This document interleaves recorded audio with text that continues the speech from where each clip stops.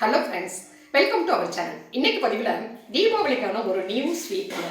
ரொம்ப வீட்டில் இருக்கக்கூடிய அந்த ரவையையும் ஒரு முந்திரி பருப்பையும் சுகரையும் மட்டுமே வச்சு ரொம்ப கம்மியான செலவில் ஆனால் ரொம்ப ரிச்சான டேஸ்ட்டோட ஒரு ஸ்வீட் ஐட்டம் எப்படி செய்கிறது அப்படின்னு பதிவில் பார்க்கலாமாங்க. இந்த டேஸ்டியான ஸ்வீட் செய்கிறதுக்கு இன்றைக்கி நான் 1 கப் அளவுக்கு ரவை எடுத்துருக்கிறேன். ரவையை ஒரு பேனில் சேர்த்துக்கலாம். ஒரு அரை கப் அளவுக்கு முந்திரி எடுத்துருக்கேங்க. இந்த முந்திரியை ஒரு மிக்ஸி ஜாரில் சேர்த்துட்டு அதை பல்ஸ் மோட்லேயே வச்சு ஒரு 2-3 தடவை ஓட்டி நைஸாக அரைச்சி எடுத்துகிட்டு வந்துடுறேன். பாருங்கள், அரைச்சாச்சு. அதையும் நம்ம அதோட ரவையோடு சேர்த்துக்கலாம். இப்போ அடுப்பை ஆன் பண்ணிட்டேன். லோ ஃப்ளேமில் வச்சுட்டு இதை அப்படியே ரவை வாசம் வர்ற வரைக்கும் வறுத்து எடுத்துக்கலாம்.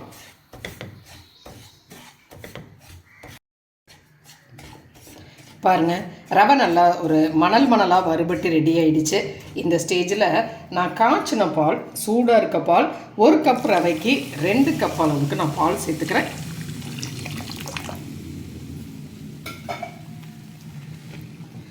ரெண்டு கப் பால் சேர்த்துருக்கிறேன். சேர்த்துட்டு நல்லா கலந்து விட்டுக்கலாம்.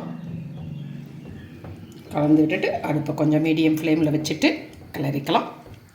பாருங்கள், நல்ல பாத்திரத்தில் ஒட்டாத அளவுக்கு ஒரு உப்புமா பதத்துக்கு வெந்து ரெடி ஆகிடுச்சு இல்லையா. இந்த ஸ்டேஜில் நாம் அடுப்பை ஆஃப் பண்ணிடலாம். அடுப்பை ஆஃப் பண்ணிவிட்டு இதை ஒரு பாத்திரத்துக்கு மாற்றிடலாம்.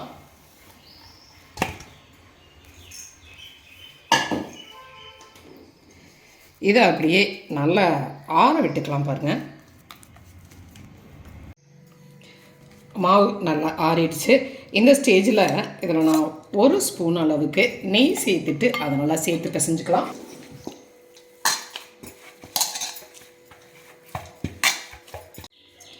பாருங்கள், மாவை நல்லா சாஃப்டாக பிசைஞ்சாச்சு. இதில் நான் ஒரு பாதி அளவுக்கு மாவு எடுத்துக்கிறேன்.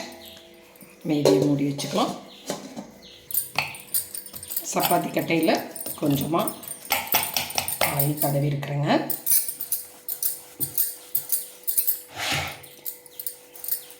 இந்த மாதிரி தேய்ச்சிக்கலாம்.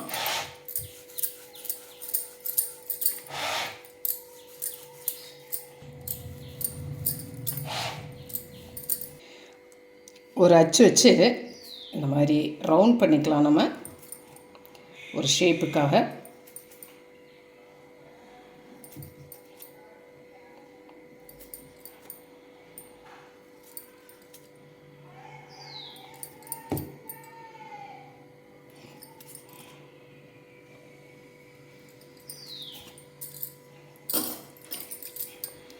மீதி மாவையெல்லாம் எடுத்துடலாம்.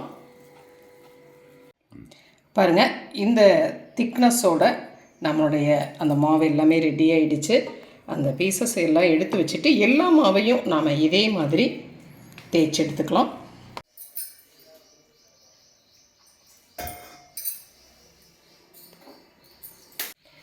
இதுக்கான ஒரு சுகர் சிரப்பு இப்போ நம்ம ரெடி பண்ணிடலாம். நான் அடுப்பில் ஒரு பேன் வச்சுருக்கிறேன். இதில் 1 கப் அளவுக்கு சுகர் சேர்த்துக்கிறேன். 1 கப்பு ரவைக்கு 1 கப் சுகர், 1 கப் தண்ணி சேர்த்துக்கிறேன். அந்த சுகர் நல்லா கரையட்டும். சுகர் கரைஞ்சிடுச்சு.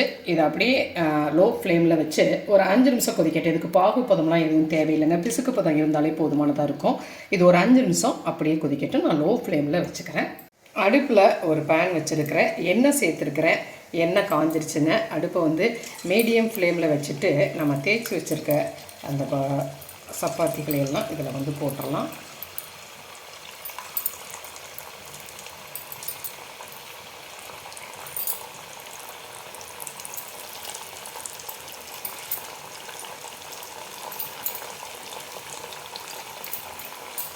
ஒன் சைட் வெந்ததுக்கப்புறம் நம்ம திருப்பி விட்டுக்கலாம்.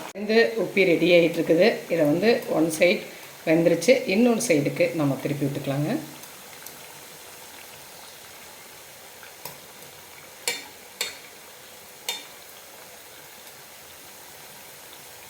இன்னொரு சைடும் நல்லா வேகட்டும்.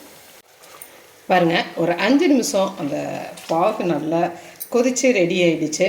இது ஒரு பிசுக்கு பதத்துக்கு வந்திருக்கு. பாருங்கள், இந்த மாதிரி பிசுக்கு பதம் இருந்தாலே போதுமானதாக இருக்கும். இந்த ஸ்டேஜில் அடுப்பை நம்ம ஆஃப் பண்ணிடலாம். இது பாகு கெட்டியாகாமல் இருக்கிறதுக்காக நான் சும்மா ஜஸ்ட்டு ஒரு 2 ட்ராப் லெமன் ஜூஸ் புழிஞ்சு விட்டுக்கிறேங்க. அப்படி இருக்கட்டும். பாருங்கள், நல்லா வெந்து ரெடி ஆயிடுச்சு இல்லையா. இந்த ஸ்டேஜில் இது எல்லாத்தையுமே நம்ம எடுத்துடலாம். அழகான பூரிகள் அருமையாக ரெடி ஆகிடுச்சு. இதே மாதிரி நம்ம எல்லாத்தையுமே போட்டு எடுத்துடலாம்.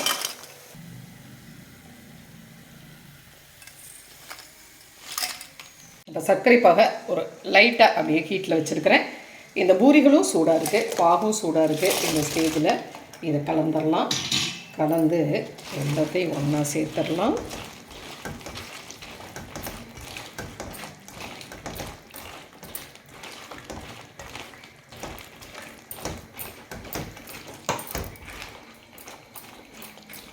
நல்லா இந்த மாதிரி கலந்து விட்டாச்சு பாருங்கள். இது பாகில் அந்த பூரிகள் எல்லாமே நல்லா ஊறட்டும்.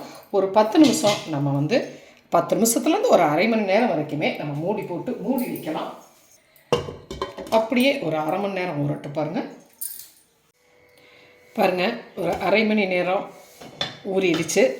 நல்ல ஒரு ஜூஸியாக அந்த ஸ்வீட் ரெடி ஆகிடுச்சு பாருங்கள்.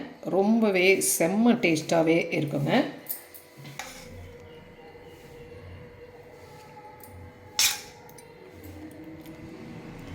பாருங்கள், ஜூஸியான ஒரு டேஸ்ட்டாக சாஃப்டான ஒரு ஸ்வீட்டு ரொம்ப செம்ம டேஸ்ட்டாக இருக்கும்.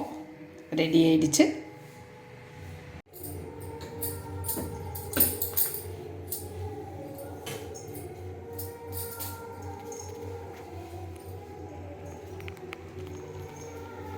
பாருங்கள், ரொம்ப சிம்பிளாக, ரொம்ப குயிக்காக, ரொம்ப டேஸ்டியாக செய்யக்கூடிய ஜூஸியான ஒரு ஸ்வீட்டு. ரொம்பவுமே நல்ல சாஃப்டாக இருக்குங்க, நல்ல ஸ்வீட்டாக இருக்கும். ரொம்ப குயிக்காக செஞ்சிடலாம். பார்த்திங்களா, அந்த ஸ்வீட் எவ்வளவு ஜூஸியாக இருக்குது பாருங்கள். ரொம்ப ஒரு சாஃப்டாக அதிரசமெல்லாம் தோற்று போயிருங்க. எல்லாருமே லைக் பண்ணி சாப்பிடுவாங்க. செஞ்சு பார்த்துட்டு உங்களுடைய கமெண்ட்டை சொல்லுங்கள். இந்த பதிவு உங்களுக்கு பிடிச்சிருந்துச்சுன்னா சப்ஸ்கிரைப் பண்ண மறக்காதீங்க. லைக் பண்ணுங்கள், கமெண்ட் பண்ணுங்கள், ஷேர் பண்ணுங்கள். மற்றும் ஒரு பதிவில் உங்களை மறுபடியும் சந்திக்கின்றேன். நன்றி.